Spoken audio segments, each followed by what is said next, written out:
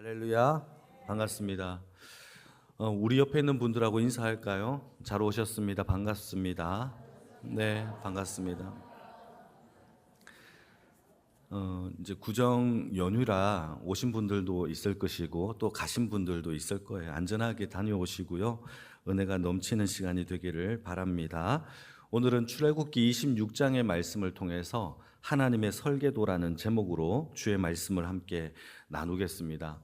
우리가 출애굽기 25장부터 26장까지를 살펴보고 있는데요. 여기에는 하나님이 시내산에서 십계명을 주고 난 다음에 성막을 지으라고 백성에게 명령을 하시는 장면부터 살펴봤죠. 그러면서 성막을 지으라고 하시면서 자원하는 마음으로 재료를, 재물을, 또 헌금을, 예물을 가지고 와라 하나님께서 명령을 하십니다. 그리고는 제일 먼저 만들라고 하셨던 것이 언약궤였죠. 그리고 그 위에 뭐가 있죠? 속죄소가 있어요.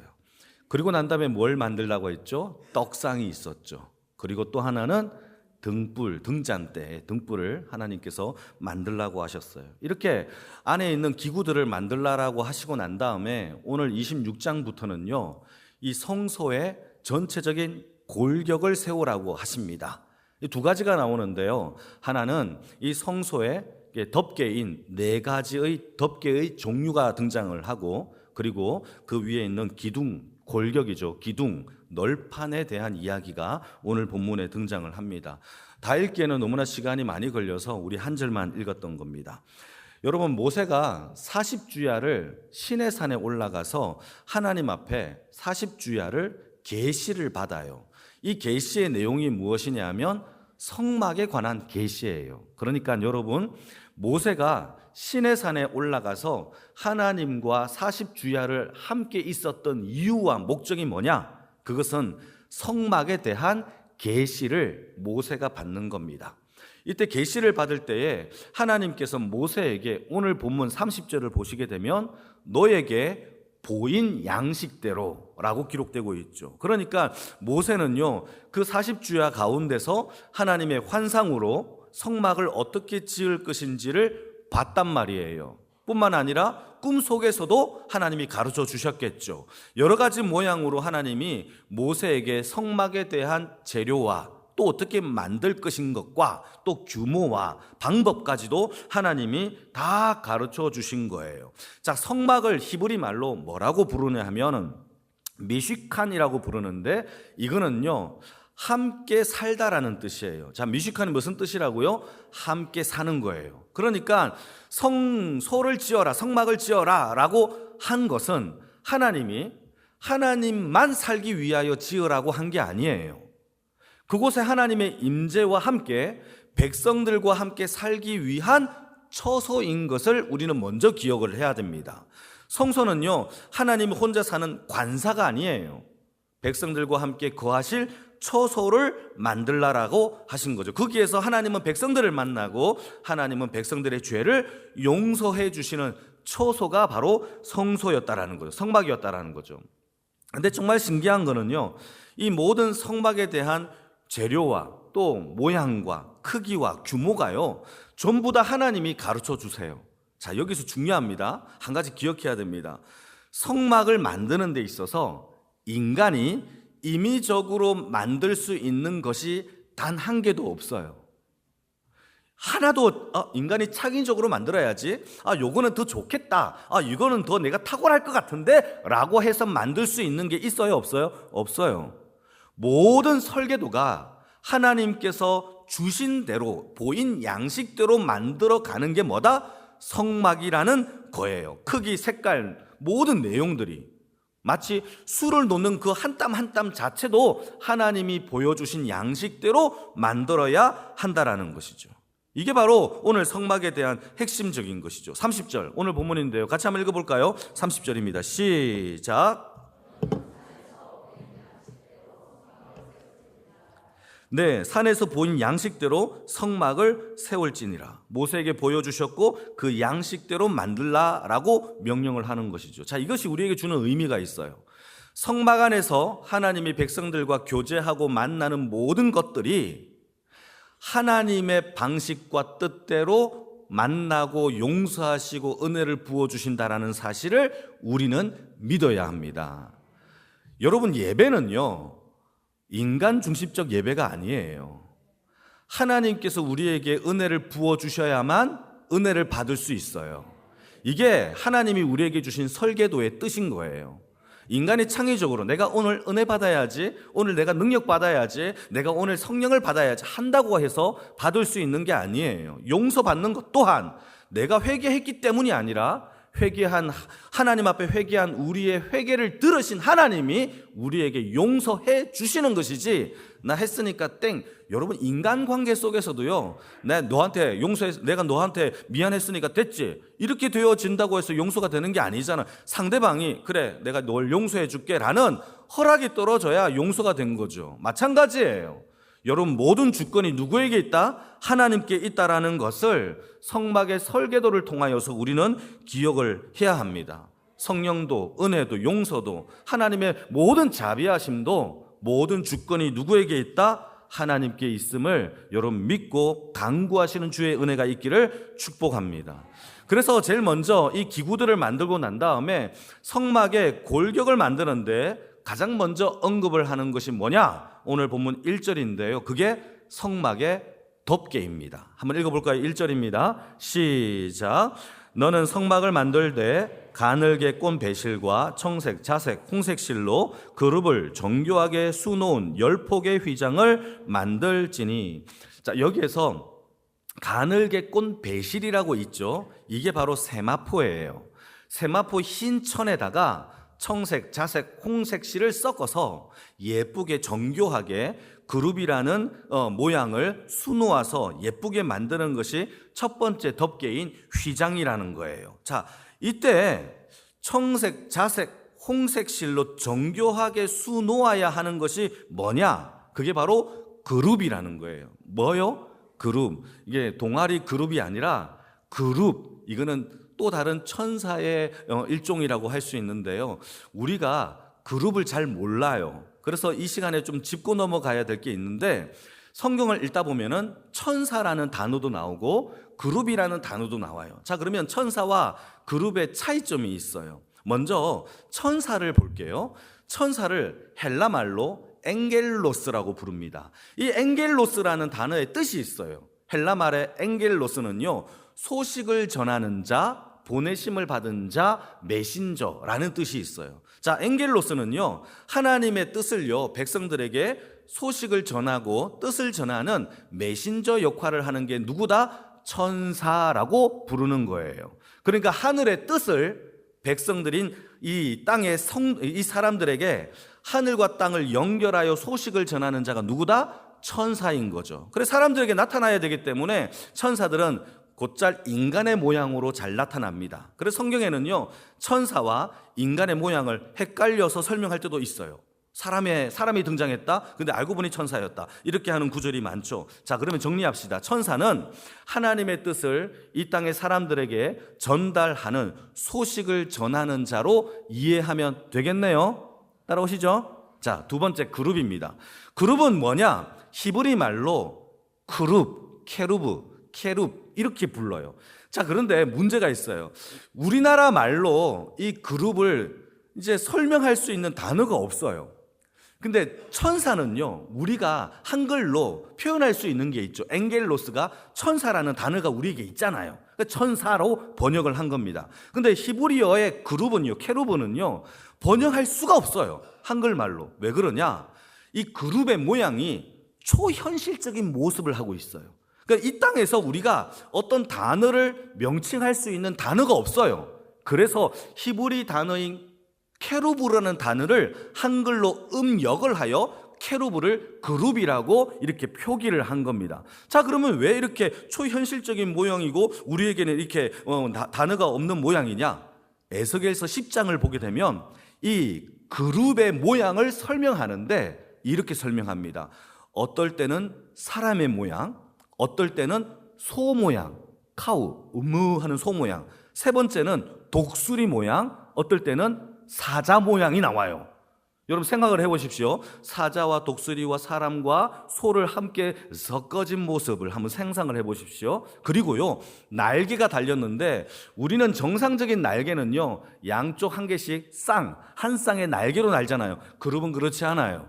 날개가 여러 개예요. 여러 개예요. 그런데요, 이 날개에 성경에 기록되기를 눈깔이 달렸어요. 눈이 팍팍팍팍팍팍 달려있어요. 상상을 해보십시오. 여러분, 이 그룹이 상상이 되어져요? 안 돼요.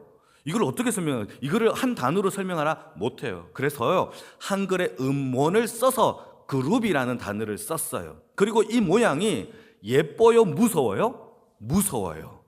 위험하고 무서운 모양이죠. 그래서요, 이 그룹의 천사가 등장한다라고 하면 늘 하나님의 영광과 임재와 하나님의 위엄을 설명할 때 등장하는 이 천사가 그룹이라는 천사예요. 그러니까 하나님의 임재, 영광, 예컨대 하늘의 보좌를 지키는 천사가 누구다? 그룹이에요. 위엄과 영광에 보존하는 천사. 에덴 동산에 가는 길목을 지키는 것도 그룹이에요. 하나님의 거룩한 지성소를 지키는 형상화된 것도 그룹이라는 거죠. 자, 그러면 우리가 성경을 읽을 때 천사라는 단어가 나오면 하나님의 뜻을 백성에게 전달을 하려고 하나 보다라고 하며 읽으면 정말 하나님의 뜻을 백성들에게 전달을 해요. 자, 그러다가 또 그룹이라는 단어가 나오면 하나님의 영광과 위엄과 존재를 드러내려고 하나 보다라고 하면 이해가 되는 것이죠. 자, 그렇다면 성막에 그룹을 수놓아라라고 한다라는 것은 이곳이 하나님의 영광과 임재와 위엄이 있다라는 거예요? 없다라는 거예요? 있다라는 것을 이해하시면 되는 거예요. 다시 성경으로 넘어와서 가늘게 꼰 배실 흰 세마포 천에 청색, 자색, 홍색 실로 그룹을 정교하게 수놓아요. 한 땀 한 땀. 그리고 그것을 이 성소에, 이 성막에 천장을 덮습니다. 여러분, 이때에 제사장이 하나님의 성막에 들어갑니다. 그리고 천정을 봅니다. 여러분, 한 땀 한 땀 수놓았던 이 아름다운 이 정교한 이 그룹의 모습들이 예쁠까요? 예쁘지 않을까요? 아름답죠. 그 아름다움이 있어요. 그리고 거기에 등잔대도 있고 떡상도 있고 언약궤가 있죠. 너무너무 아름다운 금빛 찬란한 모양이 반짝반짝거릴 거예요. 등불에 반사된. 그런데요, 여기는 중요한 게 있죠. 이 휘장에는요, 창문이 없어요. 이 제사장이요, 성막에 들어가더라도 등잔대에 등불이 없으면 이 모든 것을 볼 수 있어요? 없어요? 없어요. 그러니까 여러분, 성막에 들어가서 하나님의 성소 속에서 하나님을 예배하고 만나기 위해서는 반드시 뭐가 있어야 된다는 거죠? 등불이 있어야 돼요. 이 등불이 누구라고 얘기했죠? 성령님이라고 했어요. 여러분, 오늘따라 왜 이렇게 꿀먹은 벙어리 같아요? 그것입니까? 나 혼자 흥분한 것 같아요. 할렐루야. 자, 등불이 없으면 안 돼요. 전부 다 오늘 다 구정에 쉬려고 마음이 딴 데 간 거 아닙니까? 그러면 안 됩니다. 자, 그래서 등불이 없으면 이 모든 영광의 아름다움을요, 볼 수가 없어요. 여러분, 우리가 예배를 드린다고 해서 그 영광의 아름다움을 체험하는 게 아니에요. 오직 이 예배의 성소의 자리에서도요, 우리 안에 성령님의 비춰주심과 은혜의 깨달음이 우리에게 부어주지 않으면은 그 아름다움의 한 땀 한 땀의 넓이와 높이와 그 규모를 하나님 앞에 측정할 수가 없는 거예요. 여러분, 성령의 충만함에 사모하는 예배가 되어지기를 축복합니다. 그게 첫 번째 휘장의 모습이에요. 두 번째로 덮는 게 뭐냐? 염소 틀입니다. 제가 다 하나하나 읽기가 어려워서 바로바로 설명할게요. 두 번째 덮는 게 염소 털 천으로 덮는데, 염소 털은요, 염소 털이 가지고 있는 특징이 있어요. 보온, 그리고 습도를, 물기를 싹 빨아들이는 이 습도 유지에 굉장히 좋아요. 그래서 통풍도 잘 되죠. 그래서 하나님의 성막을 염소 털로 덮어가지고 습도와 온도의 유지를 이렇게 유지하게 하는 천이 바로 염소 털천입니다. 자, 그리고 그 위에 덮는 세 번째 천이 뭐냐? 붉은 물을 들인 순양의 가죽이에요. 이것을 신약적으로 설명을 하게 되면 붉은 물이라는 것은 예수 그리스도의 피를 의미하고 있고, 순양은 어린 양을 뜻하고 있죠. 그러니까 하나님의 성막은 예수 그리스도의 보혈을 지나지 않으면 들어갈 수 없는 곳이 하나님을 만나는 예배의 자리인 거예요. 그곳에서 우리는 예수의 보혈을 통하여 하나님을 만나고 그 말씀의 은혜를 깨달을 수 있는 거예요. 마지막으로 덮는 게 뭐냐? 해달의 가죽이에요. 해달은요, 물 속에 사는, 물에 사는 그런 동물입니다. 그래서 방수가 잘 되고 또 방진, 먼지가 들어가지 않도록 하는, 보호하는 역할인 거죠. 자, 여러분, 성소 안에는요, 금빛 찬란하고 아름다운 수가 놓여져 있는 아름다운 성소의 모습이에요. 그런데 밖에서 보면은요, 예쁠까요? 예쁘지 않을까요? 시커머리 쭉쭉한 가죽 틀로 덮여져 있는 하나의 텐트 같단 말이죠. 여러분, 이게 참 신기해요. 밖에서 보면 하나도 안 예뻐요. 그런데 예수 그리스도의 보혈을 지나 그 속에 들어가면 너무 아름다운 거예요. 여러분, 세상 사람들이, 우리가 주일날 교회를 가잖아요. 구정이 내일인데, 여러분, 이 구정의 내일인데 교회 가서 이렇게 예배 드리는 모습을 보면 참 쟤네들 참 신기하다라고 얘기할 만큼 이렇게 어쩌면 비꼴 수 있는 거예요. 그럼에도 불구하고 우리는 왜 이곳에 왔느냐? 하나님의 성소의 아름다움을 우리는 알기 때문인 거죠. 여러분, 이 맛을요, 어떻게 전파할 수가 있겠어요? 이게 어떻게 설명할 수가 있겠어요? 들어가 본 자들만이 그 맛을 알 수 있는 거예요. 마찬가지예요. 여러분, 시커먼 털가죽으로 덮여져 있는 이 외관이 아무도 볼품없어 보입니다.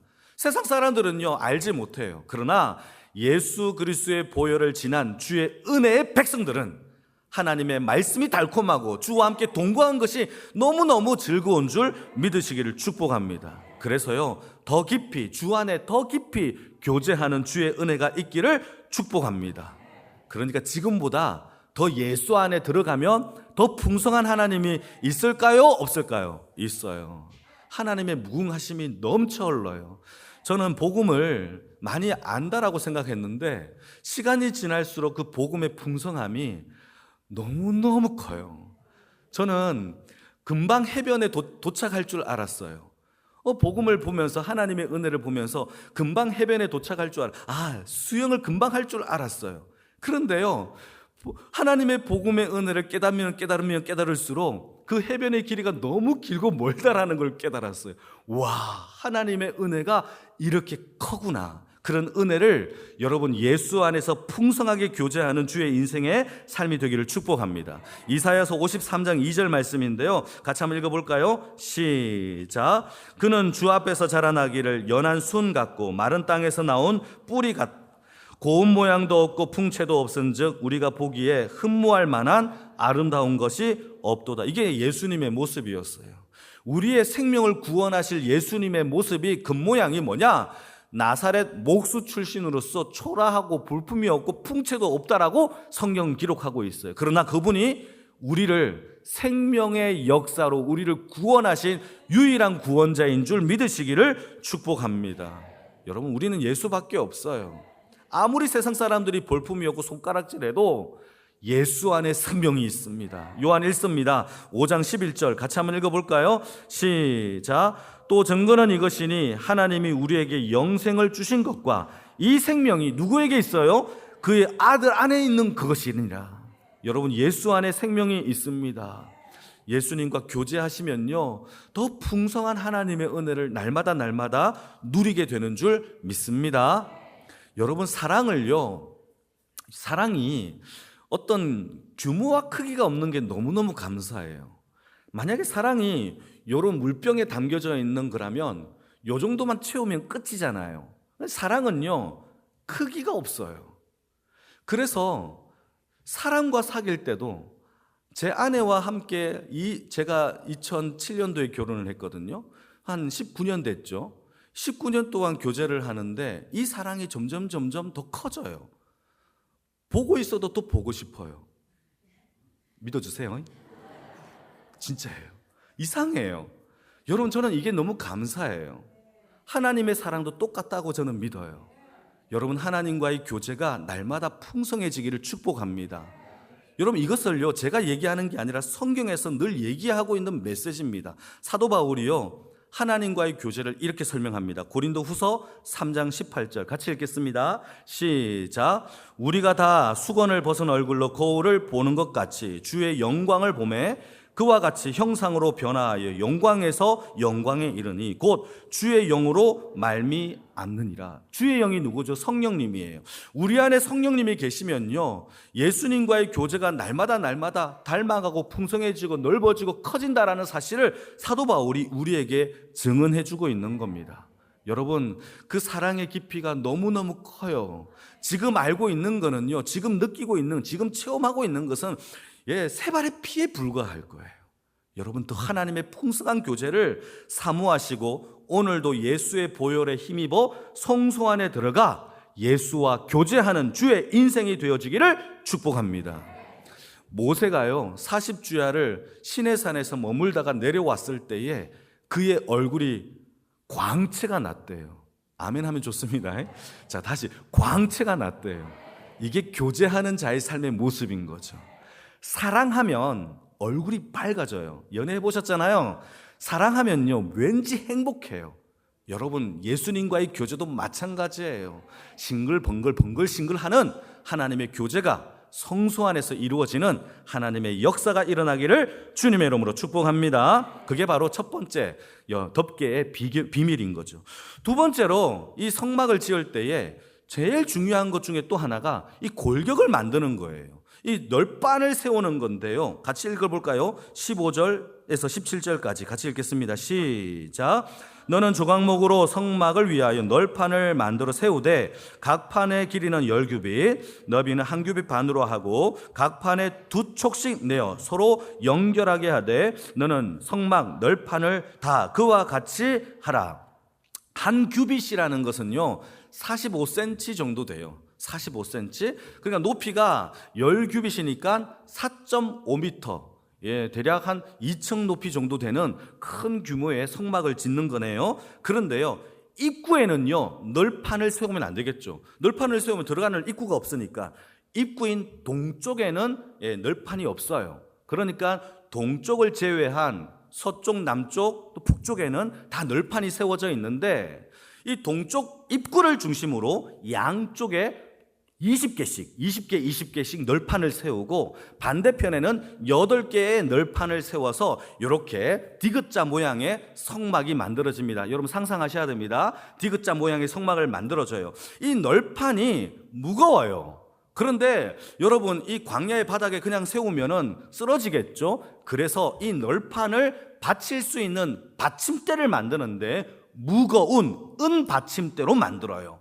한 널판에 2개의 받침대를 만들어서 촉을 2개 만들어서, 널판이 있으면 촉 2개를 만들어서 밑에다 촉을 만들어서 은 받침대에 하나씩 꽂아버립니다. 그러면은 딱 세워지겠죠. 그렇게 해서 널판을 만들어서 이렇게 연결하는 겁니다. 널판과 널판을 연결하기 위하여 3가지 도구가 필요해요. 그게 뭐냐? 첫 번째, 띠가 필요합니다. 띠. 이 띠는요, 우리가 생각하면 띠라고 하면 머리띠, 허리띠 이렇게 생각하니까 뭔가 가죽띠 같지 않겠냐. 그런데 여기서 말하고 있는 띠는 조각목으로 만든 작대기 같은 거예요. 큰 막대기 같은 거죠. 그 막대기에 금을 씌워서 이 띠를 만드는 겁니다. 그래서 널판과 널판을 연결을 하는 거예요. 그리고는 거기에 걸어둘 금고리를 만드는 거예요. 그리고 은받침대를 만들어서 촉을 꽂아 놓는 거죠.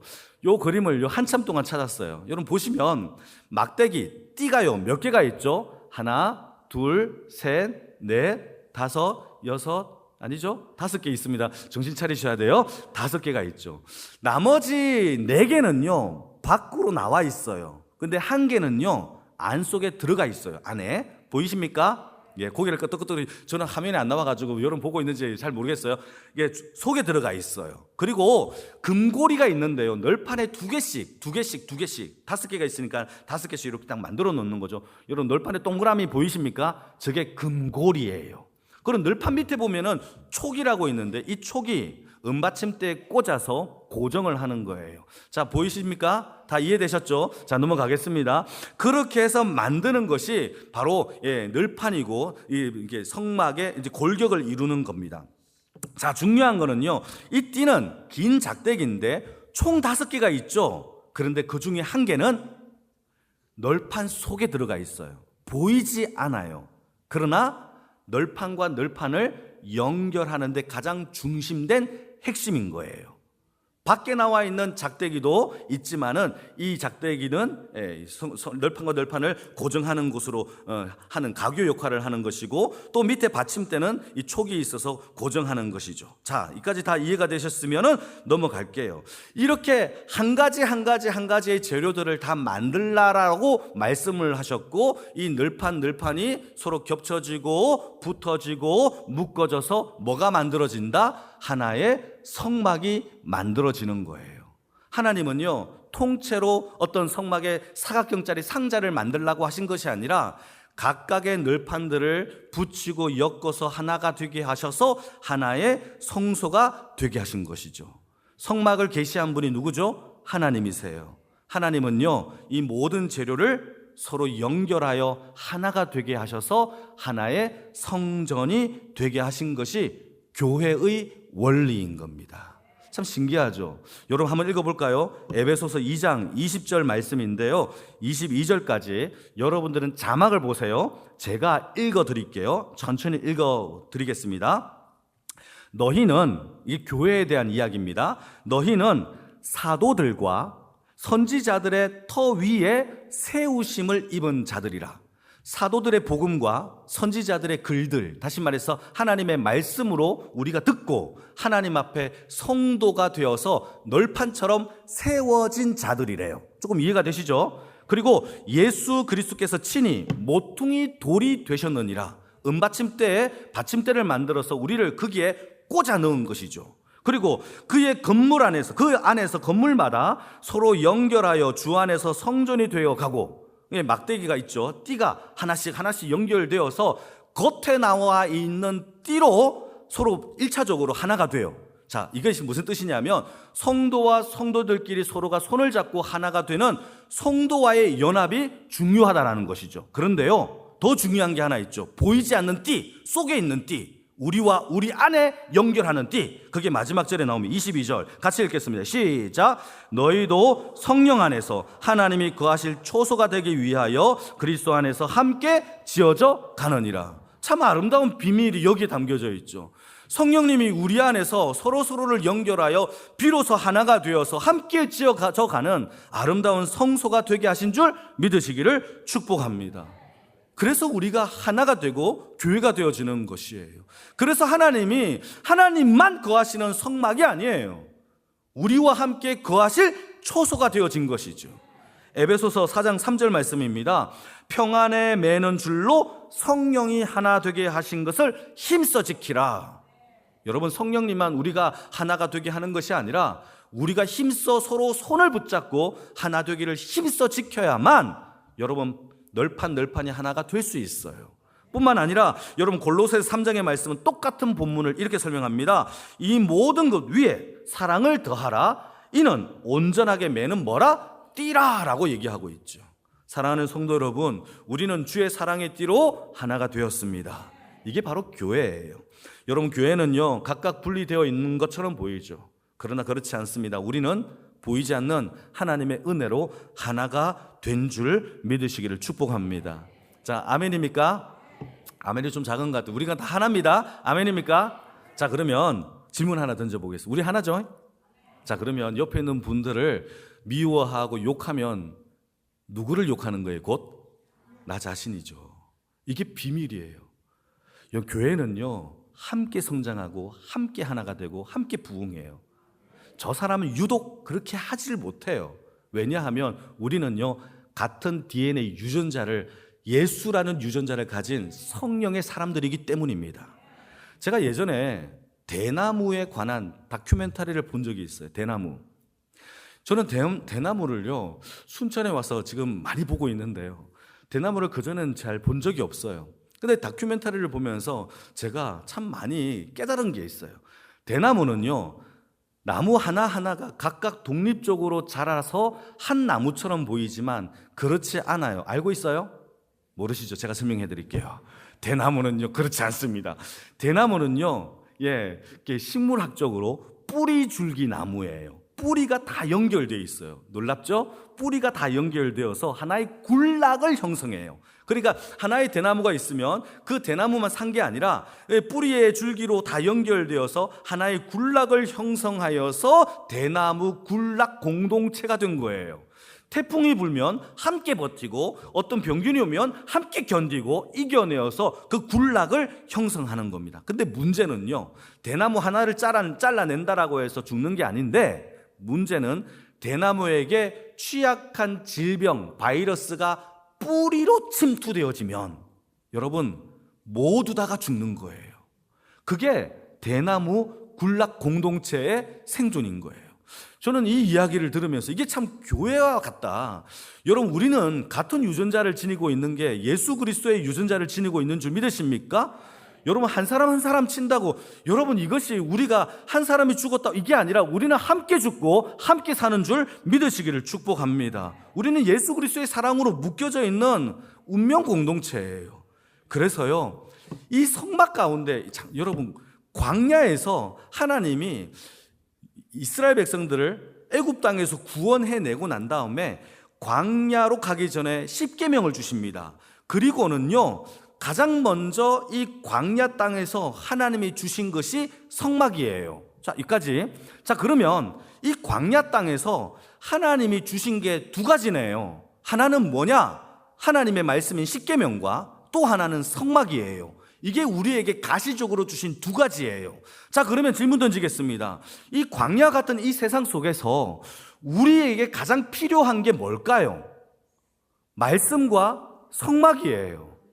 다시, 우리는요, 이 광야 땅 속에서 가장 필요한 것을 금과 은과 능력과 권력과 힘이라고 생각해요. 그것을 구해요. 심지어 먹을 것이라고 생각해서요, 먹을 것 때문에 하나님을 원망합니다. 그런데요, 광야 땅에서 먹을 것 때문에 원망하고 금과 은 때문에 멸망했던 사람들이 너무너무 많다라는 거죠.